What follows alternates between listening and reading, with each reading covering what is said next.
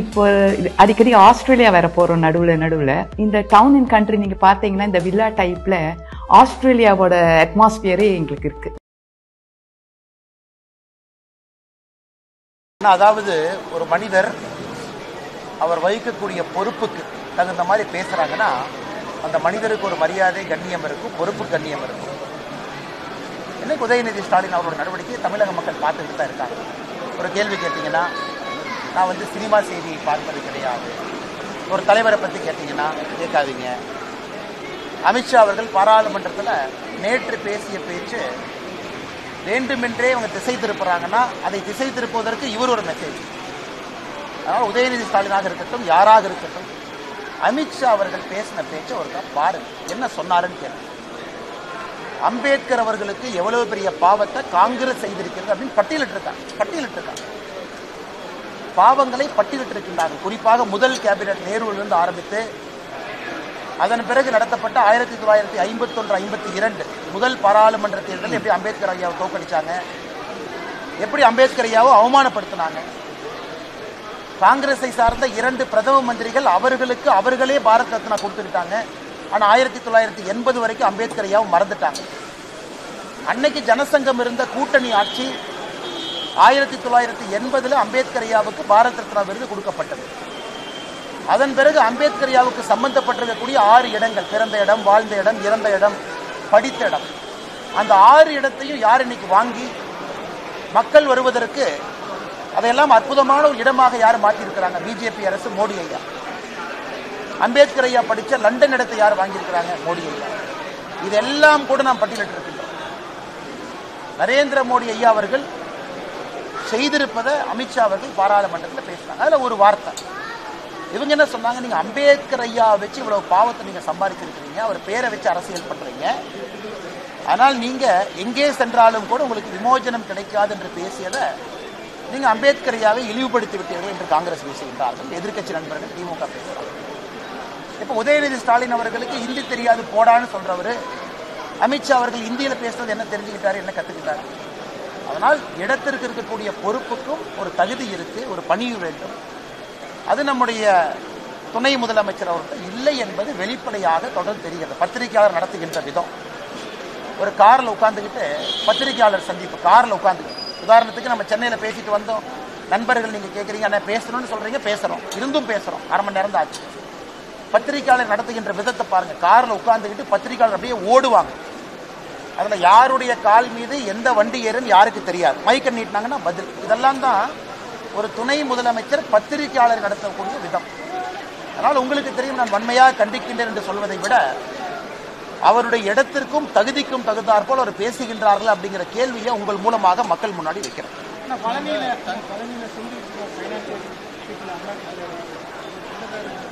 அமலாக்கத்துறையா income tax இல்லை, கொங்கு பகுதியை பொறுத்தவரை எல்லோரும் நம்முடைய சொந்தக்காரங்க தான். தமிழகத்தில் எல்லோரும் நம்முடைய சொந்தங்கள் தான். இன்று நம்முடைய நண்பர் ஒரு கேள்வி கேட்குறாங்கன்னா, பழனி பக்கத்தில் ஒரு மீது இன்கம் டேக்ஸ் அதிகாரிகள் ரைட் நடத்துகிறாங்க, ஒரு சொந்தக்காரங்க. ஆமாம், சொந்தக்காரங்க தான், எங்களுடைய உறவு முறை அவர்கள். இது கோயம்புத்தூரில் போன வாரம் நடந்த ஒரு ரைடும் சொந்தக்காரங்க தான். ஆனால் என்னை பொறுத்தவரை தெளிவாக இருக்கின்றேன், மத்திய அரசாக இருந்தாலும் யாராக இருந்தாலும் எந்த ஏஜென்சியாக இருந்தாலும் அவர் நடவடிக்கை அவங்க எடுக்கிறாங்க. பாரதிய ஜனதா கட்சியினுடைய தலைவராக நான் எங்கேயும் குறிப்பிடுவது கிடையாது, யாருக்கையும் பேசுறது கிடையாது. ஆனால் கொங்கு பகுதியில் எல்லா நம்முடைய சொந்தக்காரங்க இருக்கிறாங்க. பிரச்சனை வரும்பொழுது நியாயமான முறையில் இருக்கும்பொழுது நாம் தீர்வு கொடுக்குறோம். எல்லோரும் சொந்தங்கள். நான் சொந்தக்காரங்களையும் சொந்தங்களையும் நான் வேறுபடுத்தி பேசுறீங்கன்னா தமிழ்நாடு எல்லாமே சொந்தங்கள் தான். அதனால் யாராக இருந்தாலும் அரசு எந்த நடவடிக்கை எடுக்கிறதோ அதுக்கு அவங்க தன்னை உட்படுத்திக் கொள்ள வேண்டும். அதன் மூலமாக அரசு என்ன சொல்றாங்க அது எல்லோரும் கேட்க வேண்டும். அதே விதத்தில் அரசு சொல்லக்கூடிய விதத்தில் தரப்பத்தில் நியாயம் இல்லை என்றால் உச்சநீதிமன்றமோ உயர்நீதிமன்றமோ செல்வதற்கு எல்லோருக்கும் ஒரு இடம் இருக்கு.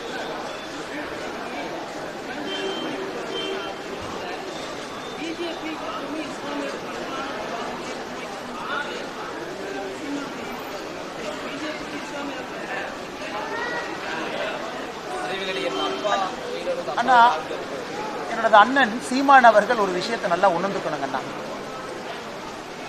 எல்லோரும் அப்பாக்கள் தான், எல்லோரும் தமிழகத்தில் அம்மாக்கள் தான், எல்லோரும் சித்தப்பா தான், எல்லோரும் பெரியப்பா தான். அது எந்த வித்தியாசம் இல்லை, நம்ம சொந்தங்கள் தான். அல்லுமா என்பது தடை செய்யப்பட்ட ஒரு இயக்கம். அதில் குறிப்பாக பாஷா அவர்களுக்கு நீதிமன்றம் சிறை தண்டனை விதித்து சிறையிலிருந்து பரோல்ல வெளியே வந்திருக்கிறாங்க. யார் இறந்தாங்களோ அவர்களுடைய மத முறைப்படி அடக்கம் பண்ணுங்க, அதெல்லாம் பண்ணுங்க. நாங்கள் தியாகிகளை விதைத்திருக்கின்றோம். இதெல்லாம் அரசியல் கட்சியை சார்ந்தவர்கள் சொல்லக்கூடிய கருத்துக்கள். இன்னும் சில அரசியல் கட்சிகள் சார்ந்தவர்கள் சடனா மாட்டியரா மாத்துறாங்க. கோயம்புத்தூர்ல பிப்ரவரி 1998 58 பேர் இறந்திருக்காங்க. 200க்கும் மேற்பட்டவர்கள் படுகாயம் அடைஞ்சிருக்கிறாங்க. அதிலே பாரதிய ஜனதா கட்சியை சார்ந்தவங்க, பொதுமக்கள் எல்லோரும் இருக்கிறாங்க. நாங்கள் எதிர்ப்பு சொல்வது, எதிர்ப்பு தெரிவிப்பது, காவல்துறை இதை சரியா கையாளல. ஊர்வலத்திற்கு இன்டைரக்டா அனுமதி, அதே போல அரசியல் கட்சி தலைவர்களுக்கு சந்தோஷம், குஷி, ஏன்னா மைனாரிட்டி அப்பீஸ்மெண்ட் பண்றதுக்கு இதுவும் ஒரு வாய்ப்பு. அதனால் அண்ணன் சீமான் அவர்களாக இருக்கட்டும், அரசியல் தலைவர்களாக இருக்கட்டும், சமுதாயத்தில் எல்லோரும் அவர்களை பார்த்து கொண்டிருக்கிறார்கள். அவங்க பேச்சுக்கு ஒரு மதிப்பு இருக்கு, மரியாதை இருக்கு. இளைஞர்கள் பார்க்கிறாங்க அவங்க எந்த நிகழ்வுக்கு போறாங்க, யாரை பத்தி பேசுறாங்க, எப்படி பேசுறாங்க. அதனால் பொறுப்பில் இருக்கக்கூடிய அரசியல் கட்சி தலைவர்களும் அரசியல்வாதிகளும் இன்னும் பொறுப்போடு நடந்து கொள்ள வேண்டும் என்பது எங்களுடைய வேண்டுகோள்.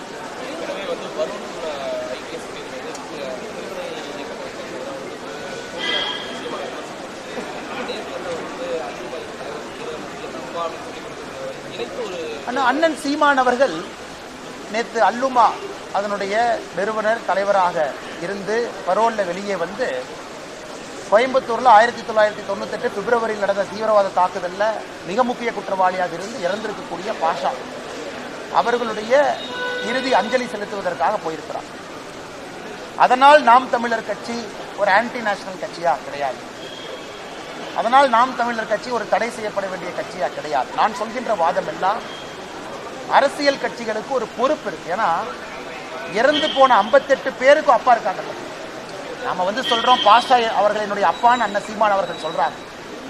இறந்து போன 58 குழந்தைகளுக்கு அப்பா அம்மா இருக்கிறாங்க. அதிலே ஒரு இஸ்லாமிய குழந்தை இருக்கிறார் இறந்து போனது, அவங்களுக்கு அப்பா அம்மா இருக்கிறாங்க. அதனால் அவர்களும் அப்பா தானே. பாஷா அவர்கள் அப்பாவாக இருந்தால் 58 பேர் அப்பா தான், 200 பேர் படுகாயம் அடைஞ்சவங்க அப்பா தான். அதையும் அண்ணன் சீமான் அவர்கள் பார்க்க வேண்டும். நான் சொல்றேன், நான் இங்கே ஒரு தடித்த வார்த்தையை பயன்படுத்த விரும்பலைங்க. அவர்கள் 2 முறை யோசிக்க வேண்டும், எங்கே அரசியல் பேசுவது, எங்கே அரசியல் செய்வது. கோயம்புத்தூருக்குள்ள வந்தா இன்னைக்கும் அது ஆறாத ஒரு ரணமாக, ஒரு வடுவாக, இன்னைக்கும் மக்கள் மனதில் ஒரு நீங்கா துயராக இருப்பது 1998 எல்லோருக்கும் தெரியும். அதனாலதான் கோயம்புத்தூர் பின்னாடி போச்சு.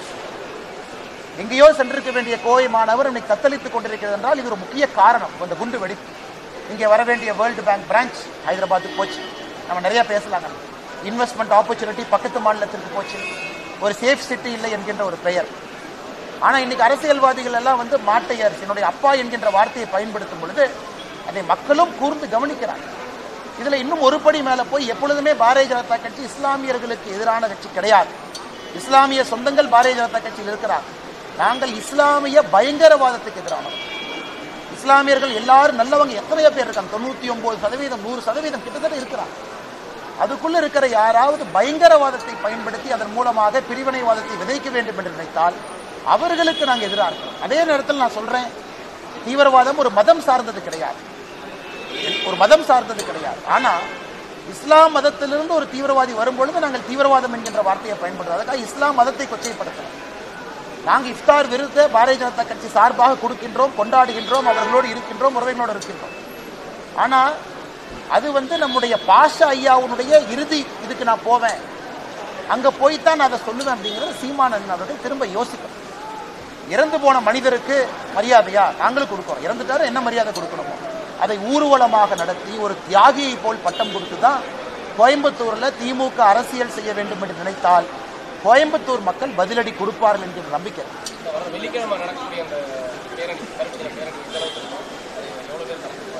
பாரதிய ஜனதா கட்சியை பொறுத்தவரை உங்களுக்கு தெரியும், இன்னைக்கு பாஷா அவர்களுடைய இறுதி ஊர்வலத்திற்கு நாங்க யாரு வேணாலும் கலந்துக்கலாம், யாரையும் தடுக்க மாட்டேன்னு சொல்லக்கூடிய காவல்துறை எப்படி வெள்ளிக்கிழமை நடக்கக்கூடிய பேரணிக்கு என்ன பண்றாங்கன்னு நீங்களே பாருங்க. பாரதிய ஜனதா கட்சியினுடைய தலைவர் வீட்டுக்கு நான் கைது பண்ணுவேன், கோயம்புத்தூர் தலைவர்களை வெளியே விட மாட்டேன், 2 பேர் ரோட்ல வந்தாவே 1500 போலீஸ் போட்டு கைது பண்ணுவேன், இதெல்லாம் தொடர்ந்து. ஆனா நாங்க ஒரு விஷயம் கோயம்புத்தூர் மக்களும் புரிஞ்சுக்கணும், பாரதிய ஜனதா கட்சி நரி வருதுன்னு சொல்லிக்கிட்டே இருக்கும். அது உங்களுக்கும் தெரியும். அது மக்களும் இங்கே உணர்ந்து கொள்ள வேண்டும். ஒரு கட்சியாக இருக்கட்டும், இயக்கத்தை சார்ந்தவர்களாக இருக்கட்டும், உயிரை கொடுத்து பல விஷயத்தை உங்கள் முன்னால் வைப்பது. கோயம்புத்தூர் மாநகரத்தில் சூசைட் பாம் அட்டாக்ல இருந்து என்ஐஏ சார்ஜ் ஷீட்டை யாரு படிச்சாலும் தெரியும் எந்த அளவுக்கு ஆழமாக இங்கே பயங்கரவாதம் இருக்குது. ஆனால் கோயம்புத்தூர் மக்கள் நல்லா புரிஞ்சுக்கணும், அமைதி, முழுமையான அமைதி இங்கே வரும்பொழுது மட்டும்தான் கோயம்புத்தூர் மாநகரம் தன்னுடைய இழந்த பொலிவை முழுமையாக அது மீட்க முடியும். ஆனா இன்னைக்கு இருக்கக்கூடிய அரசியல்வாதிகள் பேசுற பேச்சு நீங்களும் பாக்குறீங்க. அதே தேர்தலில் நாங்களும் நிற்கிறோம். எல்லா விதமான கருத்துக்களை பார்த்து நீங்க ஓட்டு போடுறீங்க. நாளைக்கு உங்களுடைய குழந்தை ஒரு வளர்ந்த மாநகரத்தில் இருக்க வேண்டும் என்று நினைத்தால் இன்னைக்கு மக்கள் நீங்க முடிவெடுக்கணும். பாரதிய ஜனதா கட்சியில் நாங்க கத்தி பிரயோஜனம் இல்லை. வெள்ளிக்கிழமை அன்னைக்கு நாங்க ஆர்ப்பாட்டம் பண்றோம், அதை பண்றோம், இதை பண்றோம், அதுல எல்லாம் பிரயோஜனம் இல்லைங்க. அது உங்களுக்கு நாங்கள் சொல்லுகின்ற செய்தி ஒரு பொது தளத்தில் இதெல்லாம் நடக்குது பாருங்க. ஆனா மக்கள் நீங்க முடிவெடுக்கணும். மக்கள் நீங்கள் தேர்தலில் வாக்களிக்கும் பொழுது எந்த கட்சி உங்களோடு இருக்கிறது, யார் பயங்கரவாதத்துக்கு எதிராக இருக்கிறார், யார் இங்கே என்ஐஏவை கொண்டு வர வேண்டும் என்று சொல்லுகிறார், அதை மக்களும் யோசிக்க வேண்டும் என்பது என்னுடைய அன்பான வேண்டுகோள். அண்ணா கர்மனமா கேட்கிறேன் சார், ஒரே நிமிஷம் வந்துட்டு.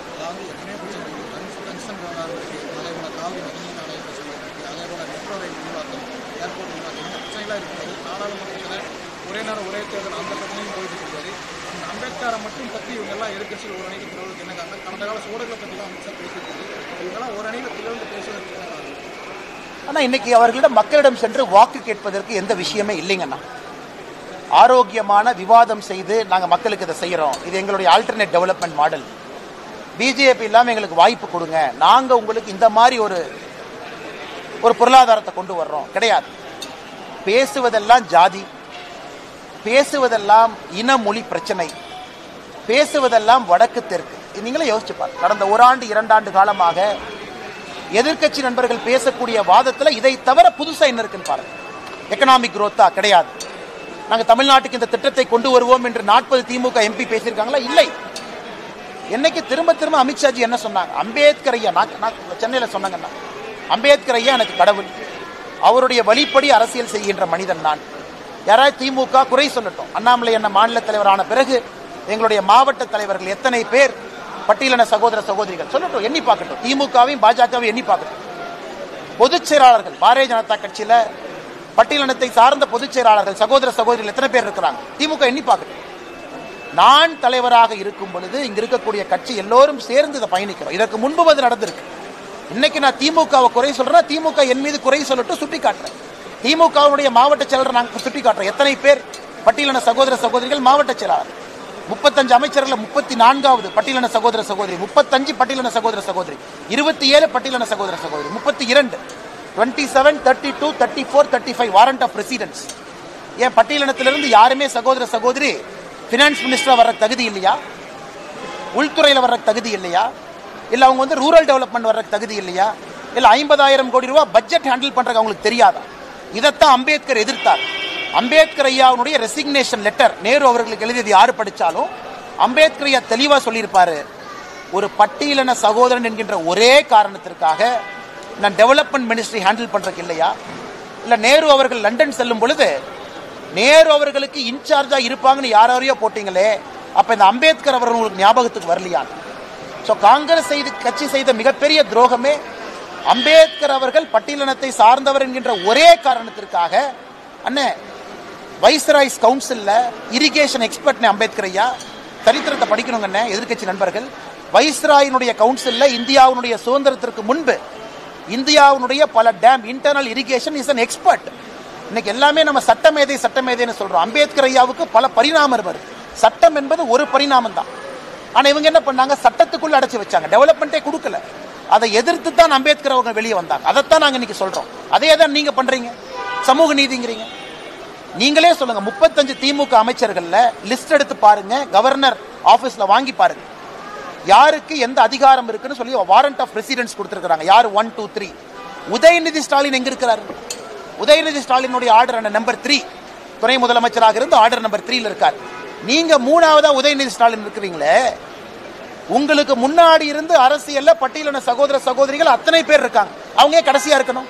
ஏன் அவங்க 34ஆவதா இருக்கணும்? ஏன் 32ஆவதா இருக்கணும்? இதைத்தான் அமித்ஷாஜி கேட்கிறாங்க, இதைத்தான் நாங்கள் கேட்கின்றோம்.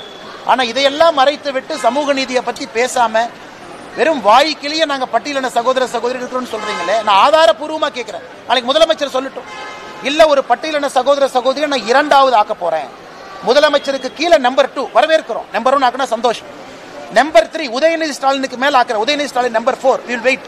இல்லையே, அப்ப உதயநிதி ஸ்டாலின் அவர்களுக்கு சமூக நீதியை பற்றி பேசுவதற்கு, இன்னைக்கு கோயம்புத்தூர்ல தானே உதயநிதி ஸ்டாலின் இருக்காங்க, நாளைக்கு முதல்வர் ஐயா கோயம்புத்தூர் வந்தாலும் திருப்பூர் போறாரு. அந்த கேள்வி கேளுங்க, உங்க கேபினெட்ல எந்த ஆர்டர்ல வச்சிருக்கீங்க? இதே நம்முடைய கேபினெட்ல பாருங்க எங்க இருக்கிறாங்க. கம்பாரிசன் நீங்க பத்திரிகை நண்பர்கள் பண்ணுங்கன்னா, பிஜேபியினுடைய அமைச்சர்களும் திமுகவுடைய அமைச்சர்களும் சும்மா வாய்கிலேயே பாரதிய ஜனதா கட்சி பட்டியலினத்துக்கு எதிரி எதிரி எதிரின்னு சொல்லி இப்படியே ஒரு பிம்பத்தை கட்டமைச்சுக்கிட்டு இருக்கிறாங்க. இதைத்தான் திரும்ப திரும்ப நண்பர்கள் கேட்ட கேள்விக்கு இது எதுவுமே பேசாம சும்மா அம்பேத்கர் ஐயாவை பத்தி அமித்ஷாஜி பேசிட்டாங்கன்னு தம்மா தும்மான்னு குதிக்கிறாங்க. அப்படி இருக்கும்போது அங்கே ஜனதா கட்சியினுடைய மெம்பர்ஸ், முன்னாள் பாரதிய ஜனதா கட்சி ஜனசங்கம், அவங்க சொல்லி பாரத் ரத்னா அம்பேத்கர் ஐயா கொடுக்கப்பட்டது. அதையா மறுக்கிறீங்க? இல்லைன்னு சொல்லுங்க. அம்பேத்கர் ஐயா இறந்த பிறகு பாரத் ரத்னா ஐயா அவ்வளவு நாள் வெயிட் பண்ணோம். இன்னைக்கு சட்ட மேதைன்னு புகழ்றீங்களே, நீங்க ஏன் அவர் பாரத் ரத்னா விருது கன்சிடரே பண்ணல? சரி, சவுத் மும்பை 1952 தேர்தலில் நேரு அவர்கள் அம்பேத்கர் ஐயாவுக்கு எதிராக பிரச்சாரம் பண்ணாங்களா இல்லையா? அம்பேத்கர் ஐயாவுக்கு போடுகின்ற ஓட்டு குப்பை தொட்டியிலே போடப்பட வேண்டிய ஓட்டு காங்கிரஸ் நீங்க மும்பையில் பிரச்சாரம் பண்ணீங்களா இல்லையா? இல்லை, காங்கிரஸ் கட்சி சொல்லிட்டுங்கன்னா அரசியல் விட்டே போயிடுறேன். அம்பேத்கர் ஐயாவுக்கு போடுகின்ற ஒரு வாக்கு குப்பை தொட்டியிலே போடப்பட வேண்டிய வாட்டு நீங்க பேசலையா? அதெல்லாம் மக்கள் மறந்துட்டாங்களா? அம்பேத்கர் ஐயாவை ஜெயிக்க வச்சது யாருங்க? அப்ப இருந்த ஜனசங்கம். எந்த மாநிலத்திலிருந்து? வேறு மாநிலத்திலிருந்து கொண்டு வந்தாங்க. அதனால் இன்னைக்காச்சும் இந்த பம்மாத்து அரசியலை திமுக விட்டுவிட்டு தமிழக மக்களும் புரிஞ்சுக்கணும்.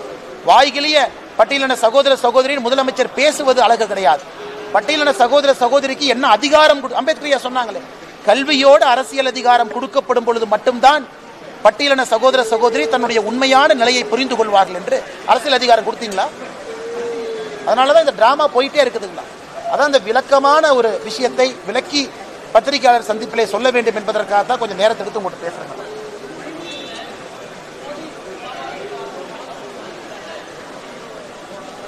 சாதிக் பாஷா போதை கடத்தல் சர்வதேச கள்ளக்கடத்த கும்பல் தலைவர். நேற்று நான் ஒரு அறிக்கை கொடுத்தேன். தமிழ்நாடு டெக்ஸ்ட் புக் கார்பரேஷனுக்கு டெக்ஸ்ட் புக் சப்ளை பண்ணியிருக்காரு. பாத்தீங்களா ஈடியோட சார்ஜ் ஷீட்? ஸோ சர்வதேச போதை கடத்தலுடைய தலைவராக இருக்கக்கூடிய சாதிக் பாஷா தமிழ்நாடு டெக்ஸ்ட் புக் கார்பரேஷனுக்கு சப்ளையருக்கு சப்ளையர். அப்ப நான் நம்ம ஊர்ல கல்வி விளங்குமானே? நம்ம ஊர்ல ஏதாச்சும் அரசு பள்ளியோ தனியார் பள்ளியோ ஆரம்ப பள்ளியோ விளங்குமா? சர்வதேச கடத்தல்காரர் இருக்கு. அதனாலதான் எல்லா இடத்துலையும் பாத்தீங்கன்னா, இன்னைக்கு உங்களுடைய பத்திரிகையில காலையில பார்த்தேன், உங்க பத்திரிகையில கோவை மாநகரத்துல எத்தனை கல்லூரிகள் இன்னைக்கு வந்து கஞ்சா புழக்கம் அதிகமாக இருக்குன்னு ஒரு பேஜுக்கு எழுதிட்டீங்க. உண்மைதான். அது எப்படி திடீர்னு வந்து சித்தனால இல்லை. கோயம்புத்தூரை பொறுத்தவரை இந்தியாவிலே இது கல்வி நகரம். இந்தியாவில் எந்த ஒரு மாவட்டத்திலும் இங்கு இருக்கக்கூடிய கல்வி கூடங்களை போல் எந்த ஒரு மாவட்டமும் கிடையாது. Coimbatore is number 1 educational hub. Individual institution இது நம்பர் 1ங்க. அப்படி இருந்து என்ன நீங்க பண்ணிருக்கீங்க? அதனால் நீங்கள் கண்டிப்பா உங்க பத்திரிகையில் நீங்க எழுதியிருக்கிற வரவேற்கிறங்கன்னா அரசு நடவடிக்கை எடுக்கணும். நான் அமித்ஷா அவர்களுக்கு கடிதம் எழுதியிருக்கின்றேன் அதிகாரப்பூர்வமாக. கோயம்புத்தூர் மாநகரத்திற்கு NIA வரணும், NCB வரணும். அதை நாங்கள் கொண்டு வருவோம். தேர்தல் வாக்குறுதி கொடுத்திருக்கின்றோம். கடிதம் எழுதி 1 மாசம் ஆயிடுச்சு. அதற்கான சாத்தியக்கூறுகள் அவங்க ஆராய்வாங்க, என்ன பண்ணணும்னு அவங்க யோசிப்பாங்க. எனக்கு நம்பிக்கை இருக்கு.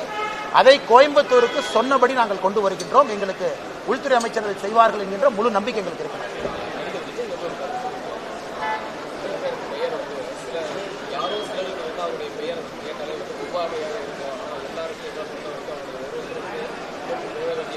இல்லை, இதை நான் சொல்றேன்னா, இன்னைக்கு இவங்க நான் கேட்கிறேன், விஜய் அவர்கள் இன்னைக்கு அரசியலுக்கு வந்திருக்காங்க. போன வாரம் விஜய் அவர்கள் கோவால ஒரு கல்யாணத்துக்கு போறாங்க. அவர் விமான நிலையத்தில் கேட் நம்பர் 6ல சோதனை கூடத்தில் தன்னை உட்படுத்தி கொண்டு ஒரு தனியார் விமானத்தில் போறாங்க. அவருடைய பிரைவேட் போட்டோ எப்படி வெளியே வந்துச்சு? பிரைவேட் போட்டோ எப்படி வெளியே வந்துச்சு? விஜய் அவர்கள் யாரு கூட வேணாலும் போகலாம், அவருடைய தனிப்பட்ட விருப்பம். விஜய் அவர்கள் கூட யாரு வேணாலும் விமானத்தில் போகலாம், அவருடைய தனிப்பட்ட விருப்பம். யார் அந்த போட்டோவை எடுத்து வெளியிட்டாங்க? அதனால்தான் நாங்கள் நம்முடைய சிந்தியா அவர்களுக்கு, விமான போக்குவரத்து அமைச்சர் அவருக்கு பாரதிய ஜனதா கட்சி சார்பாக கடிதம் எழுத இருக்கின்றோம். யார் அந்த போட்டோவை எடுத்தாங்க? இதே போறவங்க வர்றவங்க போட்டோ எடுக்கிறது தான் ஸ்டேட் இன்டெலிஜென்ஸ் வேலையா? ஸ்டேட் இன்டெலிஜென்ஸ்ல போட்டோ எடுத்து திமுக IT விங்கு கொடுக்கறதா அவங்க வேலையா? ஆனால் ஒரு மனிதனுடைய தனிப்பட்ட வாழ்க்கையிலே தலையிடுவதற்கு யாரும் உரிமை இல்லை. அவங்க பேசுறது பிஜேபிக்கு எதிராக பேசினா கூட நான் இந்த கட்சியினுடைய மாநில தலைவராக சொல்லுவேன், இதுதான் நீங்க காட்டக்கூடிய அரசியல் நாகரிகம், இதுதான் திமுக மக்களை மதிக்கக்கூடிய விதம். யார் வேணாலும் எங்க வேணாலும் போவாங்க, தனியா அவங்க போறாங்க, கல்யாணத்துக்கு போறாங்க, அதையும் போட்டோ எடுத்து நீங்க லீக் பண்ணுவீங்க, ரிலீஸ் பண்ணுவீங்க, பேசஞ்சர் மேனிஃபெஸ்ட் எடுத்து.